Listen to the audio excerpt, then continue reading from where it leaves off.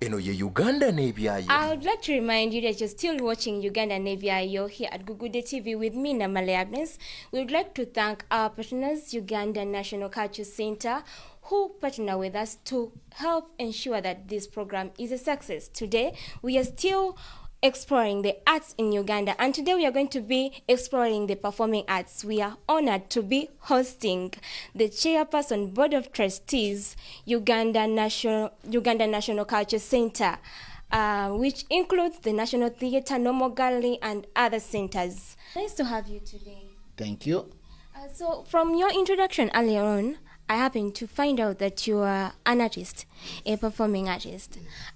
What are performing arts according to you? What are arts? Okay. I would say that the performing arts are arts like dances, like theater, like music, like instrumentation, things. Performance. Performance means those aspects of the creative industry that gives presentation to people. Like our traditional dances, like Baksimba. Baksimba is a performing art. A theater play, a theater production is a performing art. If someone plays music, like, and plays an instrument like an adungu, that's performing arts. And it has many elements. Our traditions all has a very important place for the performing arts, and that's why you will see, for example, every single tribe in Uganda has a dance right from conception to death. Actually, from courtship to death.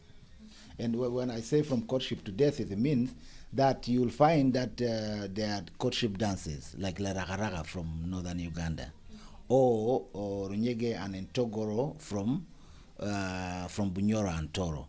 So those are courtship dances. And then you have, as young people grow up, they are marriage dances. I would say wedding dances, marriage really, because the concept of wedding is foreign to us.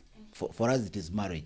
You have dances like Embaga, those are arts that you can qualify that as performing arts. Yes. So how can someone successfully portray their emotions through art?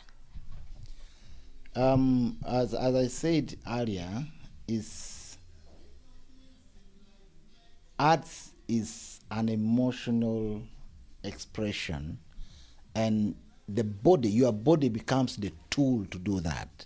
You have a combination of what goes on in you spiritually, and then the body now becomes the tool of deliverance. That's why dance, when you say dance, dance is a movement. Okay? So for me, the movements that I execute through my body are the emotions, the way I interpret my emotions. And it can help you to do so many things. I tell you, if there was no music or there was no dance for a week, the world would collapse. Because everything in the world is either movement or sound. And it is just sound. Music is sound. It's just organized sound. So you imagine now one day where you are on TV and there's no music, there's no signature tune, there's nothing. So the artist express how they feel about what they observe in society or about what is happening within themselves. Now that interpretation of emotion as a multiplier effect on the public, on the audience. So it can help you for therapy. You walk out of your house and you don't know that you are actually not feeling good. You're sad, and all of a sudden you begin to feel that you're actually getting better, you are happier, life is better, and maybe because just you sat in a taxi and there was music and that's it.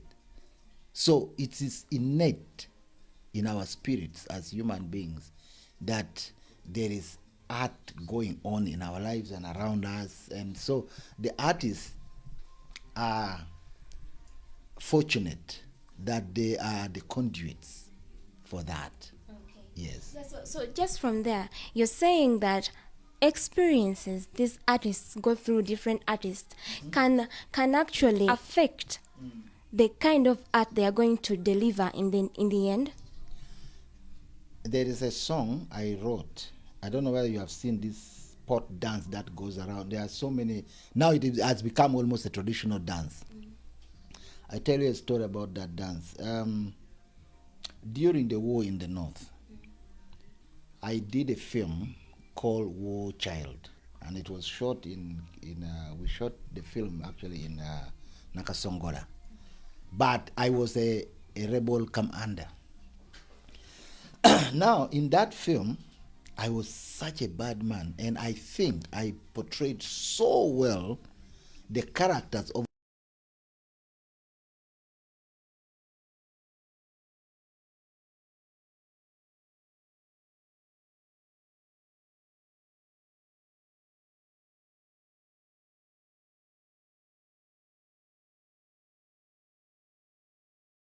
my village, and my mother was in danger, and so I decided to transport her away from my place. I'm born in a small place called Pajule, very special place in Acholi.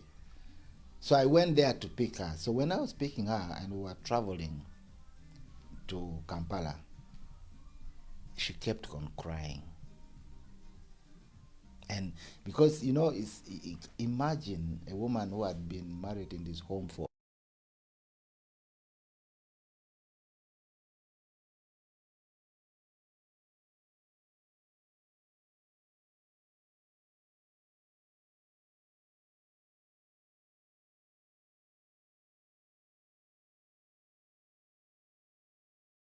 consoling my mother and stopping her from crying, and guess what happened to me?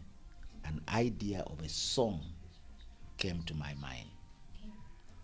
Now that idea of a song, I wrote a song called Jamila.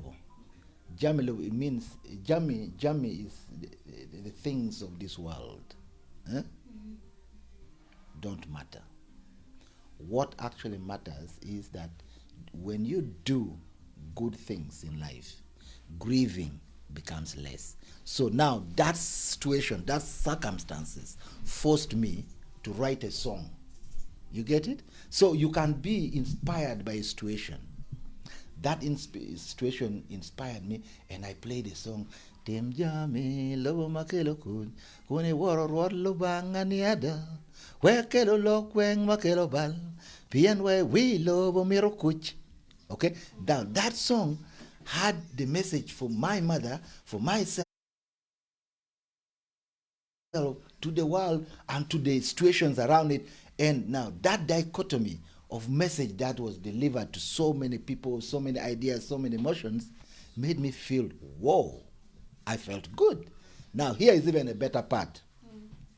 We get to Kampala. I took her to my house. I was staying somewhere around Seguku, and I went to church the following day. When I was in the church, a vision came to me in church, and I could see the pot, exactly the way the pot dance is done now. I saw a vision in church in my mind, and I saw a series of shades moving with these pots on their head. That is how the pot dance was created. So I went to Lugala, where I was rehearsing with Ndere Troupe. Talked to a colleague called Amina Namakole, a fantastic choreographer. I told her my idea. I said, I have this idea of a dance that I want to have pots on the heads of people, and they combine pots and make many pots, and she thought I was crazy. So he said, well, let's try it. Now we went, there's a place in Busega. There's a clan in Buganda. Their role is to make pots. That's their role. I don't know the actual name of the clan, but that is their role. You know, Buganda is very organized. One of the most organized kingdoms in the world. So this clan, their job is to make pots. So, and fortunately, they were in Busega, next to where we were rehearsing from. You know, in Uganda you have people, clans whose jobs are to dance, for example, the dance Magunju. That is their role. Yeah. There are those who are in charge of coronation, and that's their role. And you will find that in each and every single role in these clans, there is an artistic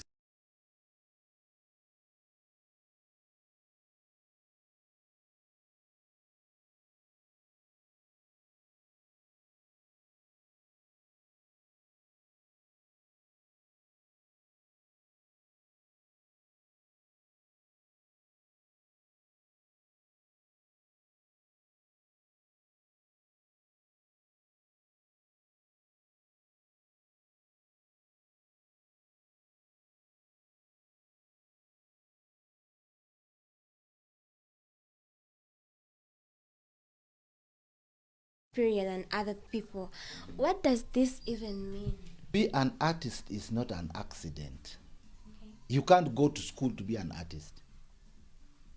School can facilitate the art in you. To be an artist is virtuous.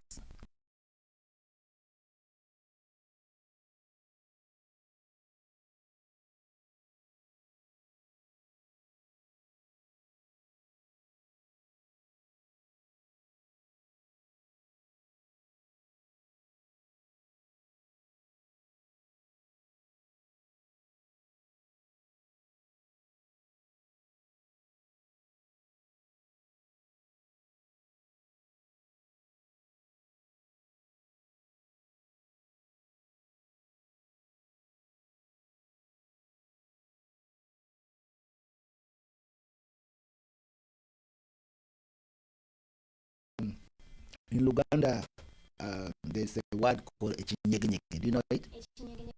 It's having that push, that drive. Is beyond excitement. Yeah. It has a spiritual element to it. A person excited does not have echinyege. To have echinyege,